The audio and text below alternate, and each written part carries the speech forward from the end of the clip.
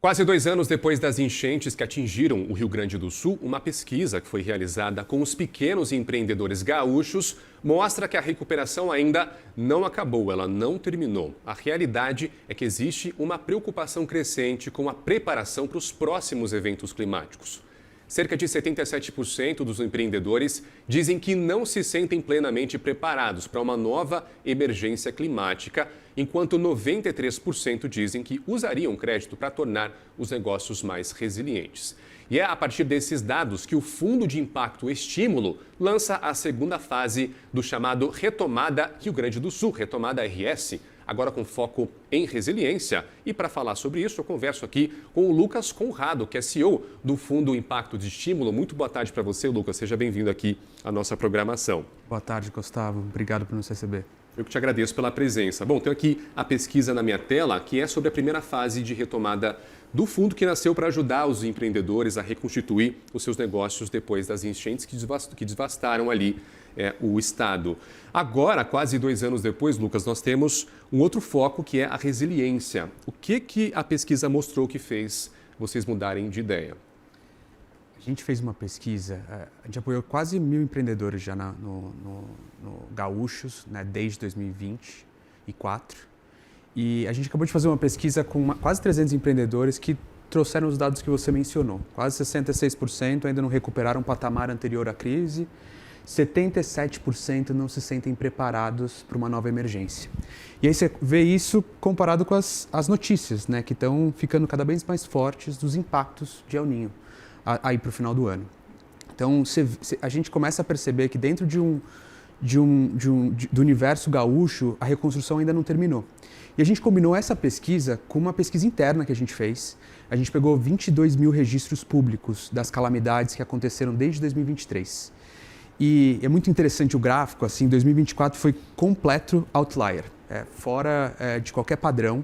De fato, foi uma catástrofe muito abrangente, com impactos econômicos enormes. Mas se você olha ano a ano, o Rio Grande do Sul constantemente é a região onde mais concentra graves enchentes e graves danos, né, por eventos climáticos.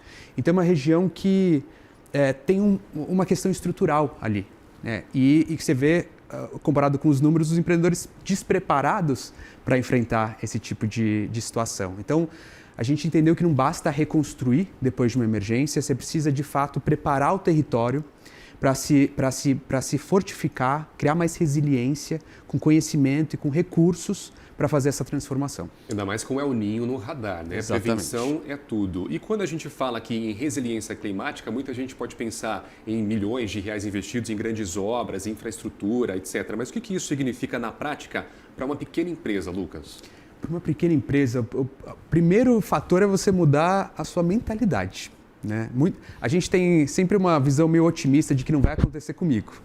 Ou a gente transfere a responsabilidade, responsabilidade do governo reduzir os riscos. Ou a gente vê que a gente acha, né, que reduzir risco é algo muito grande, infraestrutura, negócios.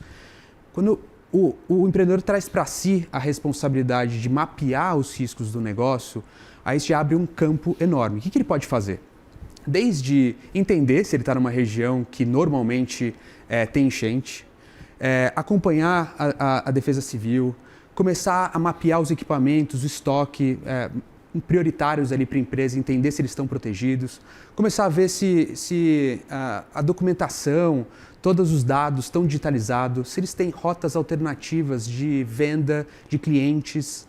A gente teve alguns empreendedores no Rio Grande do Sul que não foram afetados diretamente, mas muito indiretamente. Tem uma empreendedora que a maior cliente dela era uma escola de inglês, o maior cliente era o aeroporto de Porto Alegre, que ficou fechado durante meses. Então, de uma hora para outra... Não importa o que a escola faça se o arredor também não estiver preparado, né? Exatamente, exatamente. Então, passa por esses checklists básicos que ajudam esse empreendedor a entender se ele está preparado. Seguro é super importante, saber se tem seguro primeiro e se o seguro que está contratado cobre eventos climáticos. Então, são ajustes simples, Gustavo, que podem fazer toda a diferença.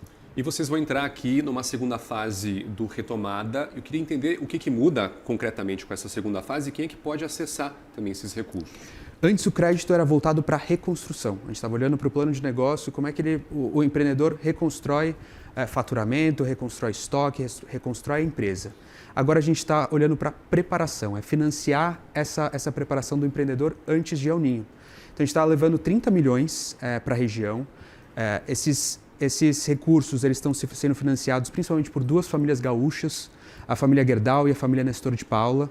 Além de todos os recursos que a gente operou lá em 2024, eles estão retornando e ajudando também a financiar essa nova tranche. As taxas são super acessíveis, de 0,99 a 1,99, com prazos e carências alongados, principalmente olhando por investimento do empreendedor em resiliência climática.